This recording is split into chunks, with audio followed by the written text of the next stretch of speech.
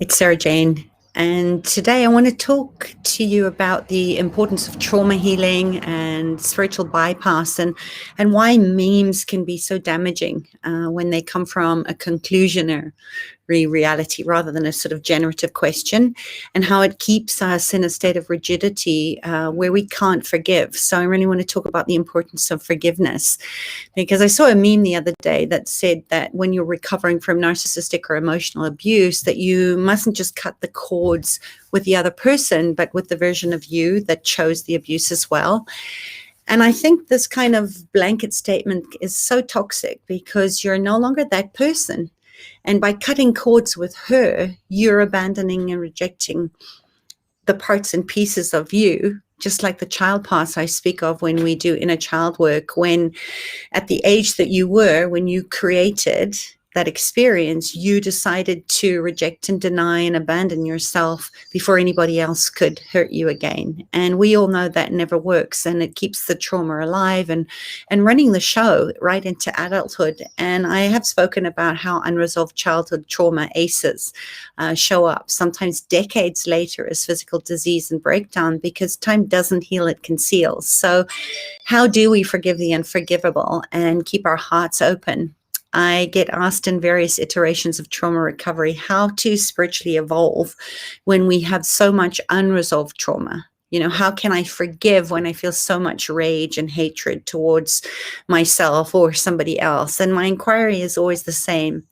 And it's in this moment, how can you bring spirituality into the ordinary, into the emotional and the narcissistic trauma wounds? And can you forgive yourself to feel the sadness that's underneath the disappointment and the betrayal and the rage? And these and other related states like melancholy and heartbreak and longing are so often dismissed on spiritual and healing paths, or seen as evidence that we've failed or that we're doing something wrong.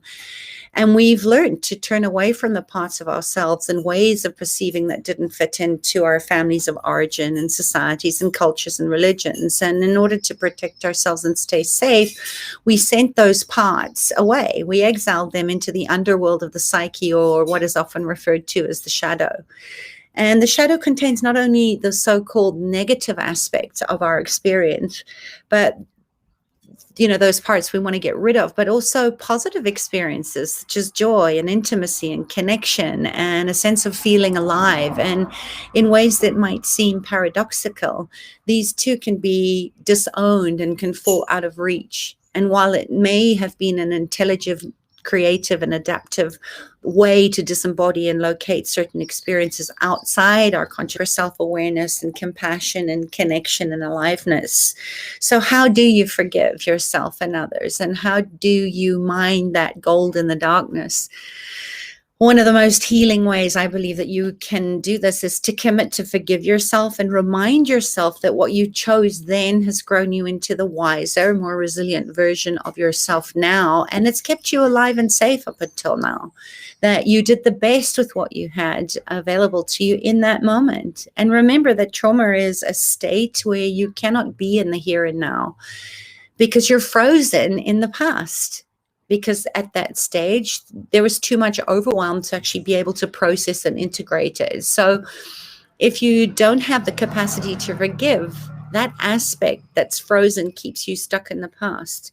And when someone asks me, how long do I need to be doing shadow work, and how long will it take to wake up, and how long before the grief goes away, just remember you're imposing a very linear timeline on yourself when one has nothing to do with time. It only indicates that you don't want to be here in this now moment. And when you're really present, you don't ask how long is it going to take, do you?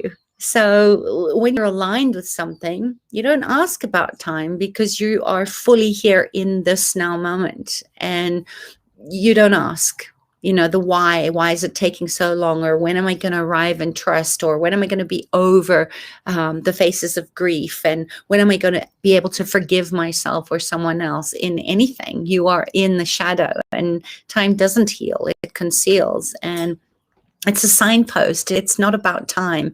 And that's why trauma work and shadow work is so necessary for our spiritual path, because a lot of the hours that we're in meditation, we're hanging around in dissociated spaces. And that's not what we want, because in the dissociated space, we're not able to evolve our energy bodies. And my dear friend Leslie shared this beautiful forgiveness release with me, and I want to share it with you so that you can use it too. And according to a very ancient shamanic blessing translated from Nahuatl, which is the language of the Toltec and the Aztec people, it kind of goes like this. So if you're ready, put your hand on your heart and think of a person or a time when you are perhaps still berating yourself for something that you did or that they did. And I want you to just bring that person or that event into your awareness and just notice where you're feeling that in your body. And say after me, I release my partner from the obligation to complete me. I release my parents from the feeling they failed with me. I release my children from the need to bring me pride so that they can write their own path to the rhythm of their own hearts as it whispers in their ear. And that I don't lack anything. I learn from all beings all the time. And thanking my grandparents and my ancestors who came together to allow me to be alive and to follow my path today. I release them from past failures and unfulfilled desires, knowing they have done their best to travel their way of living with their standards of consciousness. And I strip my soul before their eyes, and that's why they know I don't hide or own or need to prove anything. I must be faithful to myself more than ever by walking with heart wisdom, to be heart-led and know that I am fulfilling my life project, free from family loyalties that can disrupt my peace and happiness. And this detachment is my responsibility. I surrender the role of the savior to be the one who unites or meets the expectations of others. And I cherish my existence, my way of expressing it, even if no one else can understand me. And I love you and recognize you as innocent.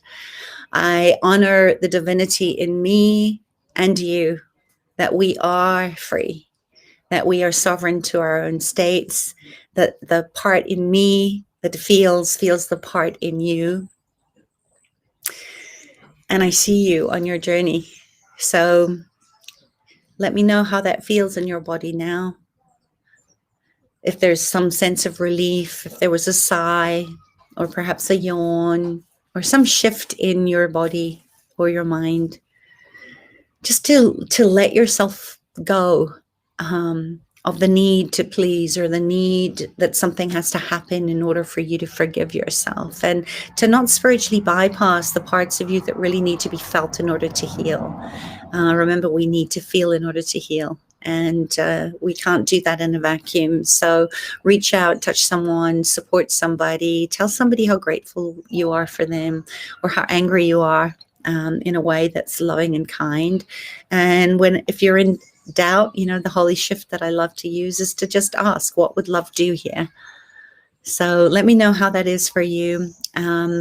May you have a wonderful week as we move into another month, into darker days coming, shorter days, longer nights in the Northern Hemisphere, and to just honor and also embrace that there's a time and a season for everything. And we are in that luminal space of change, of the waning full moon, and a time where we're still in the throes of letting go and unburdening and forgiving. And I'll meet you there. All right. Take care, everybody. Lots of love. Bye. Mwah.